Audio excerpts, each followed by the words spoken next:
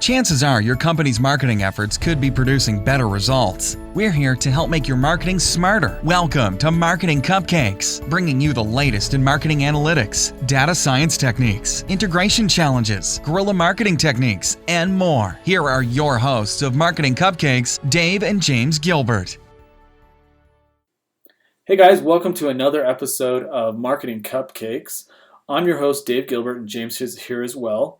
And today we're talking to you about common mistakes when integrating CRMs and marketing automation with analytics. Part 1 about Hubspot. So to start us off, James is going to talk about some of the advantages to having a built-in CRM like Hubspot has over some others where you might have your CRM separate than your marketing automation platform. Yeah, so one of the biggest things that I have seen throughout my career is when companies are utilizing a CRM separate as their marketing automation platform.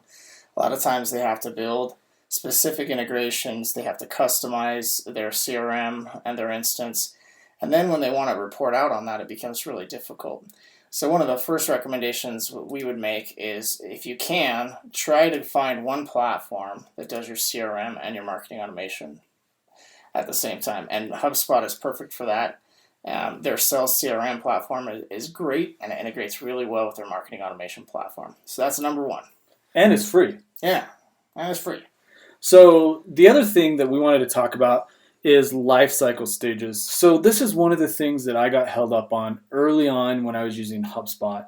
One of the things that I was frustrated with is HubSpot had their built-in life cycle stages, and there was no way to change those. So if you use something other than lead, MQ, or subscriber, lead, MQL, SQL, customer, then you're really stuck with what HubSpot has. Well, that's not necessarily the case. In fact, I remember reading a thread on this where someone had actually switched their marketing automation platform away from HubSpot because they couldn't change those lifecycle stages. And I kind of laughed because just at the crux of it, it's just another field. So don't get caught up on just having to use HubSpot's built-in lifecycle stage. Remember, you can create your own drop-down field that's called your own company's lifecycle, and you can put as many different things in there as you want, and then you can sync that up with your CRM. And you can use that through the workflows. You can use that with the email campaigns. You can have things triggered off of that. So don't get caught up in just using HubSpot's built-in lifecycle stage. And also, along with that, make sure that your lifecycle stages match up between what you're using in your CRM and what you're using in your marketing automation and any other platform you're using that field in. Make sure they have the exact same names, the exact same fields. And that way you'll have your field sync that won't be erroneous throughout your CRM and throughout your marketing automation. And that leads me into the other thing that we wanted to talk about, and that is data types. So there's lots of different data types in programming and software that you can use. There's integers, there's booleans, there's blank field, there's multi-line, there's drop-down select, there's radio select, dates, etc.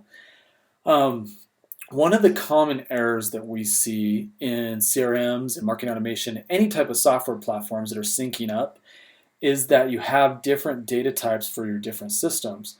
So let's use Salesforce and HubSpot in this example. Let's say in HubSpot, you have a field called company, and it's a blank field that you put in.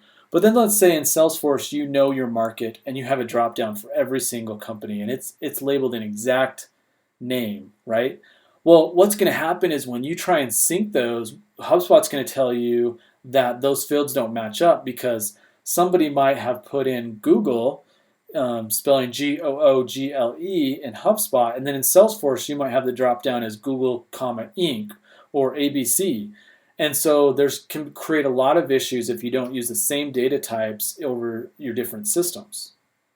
So make sure that when you're creating your fields, make sure you're using the same data types across both systems. And I think it's important to note what Dave was saying is that you also want to make sure that if you do use a multi-select or a pick list value, that you make sure those values within those fields are the same across both platforms. Okay, the next up are API limits. Some of you might not be aware if you don't deal with this on a regular basis, but a lot of systems, they have APIs which are great for integrating their software and creating new products on top of what they offer, but they're also not unlimited in their storage capacity and their server capacity. And what API limits mean is that you're using too much of their hardware. And they have those limits in place to say, you're a customer and we want to serve you, but at the same time, we don't want to give you unlimited access to all of our hardware, or it would put us out of business. So they put in API limits, and API limits will limit the number of calls that you can make between two systems. So for example, Salesforce has API limits, and you're going to bump up against those depending on how many contacts you have, how many fields you're syncing, and HubSpot actually has integrated into their system a monitor that will monitor how many API limits you've made between HubSpot and Salesforce, for example. And make sure you monitor that and set your limits appropriately so that you have your data syncing when you need campaigns to go out or when you need to be able to do any work. And make sure you watch for syncing up fields that don't need to be synced, because you might be syncing stuff that you just don't need in your marketing automation or your CRM, vice versa. And so limiting the fields that you're syncing will really help you on your API limits. You can imagine how that could get really out of hand too, because if you have a lot of MarTech, a lot of marketing technology, it's more than just your CRM and your marketing automation platform that's making those API calls. You have Google Analytics. You might have a video platform that you integrate within HubSpot, and every one of those is going to be making an API call. So it can grow really, really fast. So you got to make sure that you just contain it.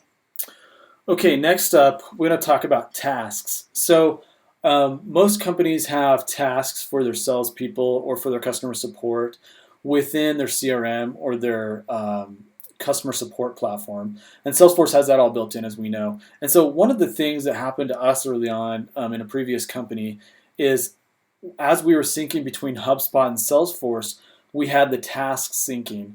And what would happen is all of a sudden our team got all of these same tasks from HubSpot and from Salesforce. And so it was duplicating those efforts in both HubSpot and Salesforce. So make sure you're only using one system to create your tasks.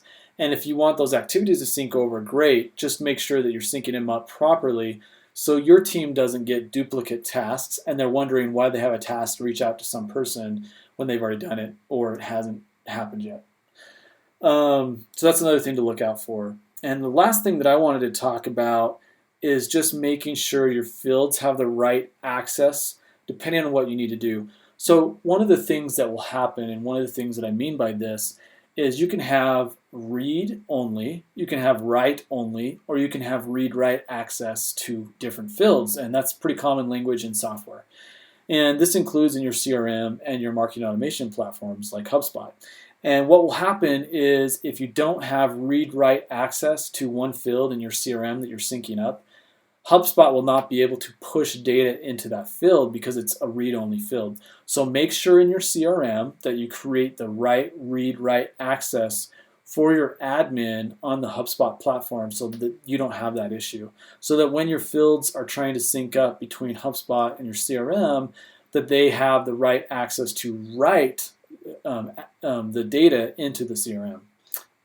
It's a good practice to make sure that when you're integrating your CRM and marketing automation platform, that you take the time up front to ensure that all of these steps are considered, that you have a strategy and a process built behind them.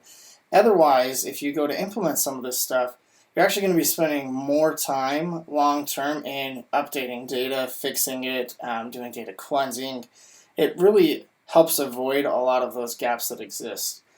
The last piece to a lot of this is some common errors that people make with analytics, and that's one of the biggest, right, is that they don't take the time up front to make sure that it's set up the right way. And I would say a few other common errors that people have with analytics is that they don't actually push specific data that they want to track into their CRM or whatever reporting platform that they're going to be using.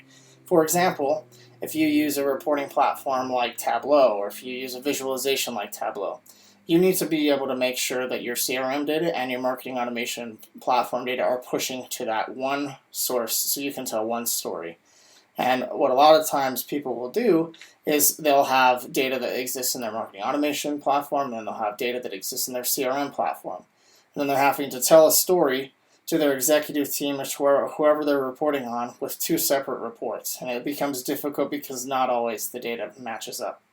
So those are some big common errors in analytics that we wanted to touch on. Yeah, and just building on what James is saying, one of the things that we encourage people to do that we work with is to use one, as much as you can, use one platform to report on. Because we've used one of the as much as we love HubSpot, one of the downsides was the reporting. We couldn't, if you're doing any outbound report or offline, campaigns, like a trade show, for example, there's no good way to really get at a reporting within HubSpot to do that. And so what that means is that you need to push all of your data to a source that you can actually report on that offline data. And things are changing, they're making adjustments, and I'm sure that will come full term in being able to report on those things. But just make sure everything that you're doing that you can report on from one system will make your life a whole lot easier, and just make your data analysis a whole lot easier when you're doing your reports. And it could be as simple as, for example, what Dave was talking about earlier, those lead lifecycle stages. And if you don't have, for example, timestamps on each one of those stages when you're moving from one stage to the next, you can't track the velocity that a customer might be able to follow through that. So you can't tell how long is it actually going to take for me to acquire a customer from start to finish. And if you are implementing those little tiny things within your data model and within your CRM and marketing automation platform, it allows you to open up the realm of how do we target our customers, how fast can we do it, and that just helps you with your end game. All right, guys, that's all we have for today. We thank you so much for subscribing, and we encourage you to give us reviews where you can if you're listening on iTunes or SoundCloud or Stitcher or on our website. And also, if you want to give us feedback on, you want to hear about other platforms, or you want ideas on what you can do with more data or other errors, just let us know in the comments, because we'd love to create more podcasts that are helpful to you and helpful with your marketing. And like we said in the beginning, this is part 1, and we'll do a 3-part series on a few other platforms. Thanks a lot, guys. We'll talk to you soon. Thanks so much for listening to this episode of Marketing Cupcakes, an Endure podcast with your hosts, Dave and James Gilbert. For more great content and to stay up to date, visit marketingcupcakes.com. If you enjoyed the show, please subscribe and rate the podcast. We'll catch you next time on Marketing Cupcakes.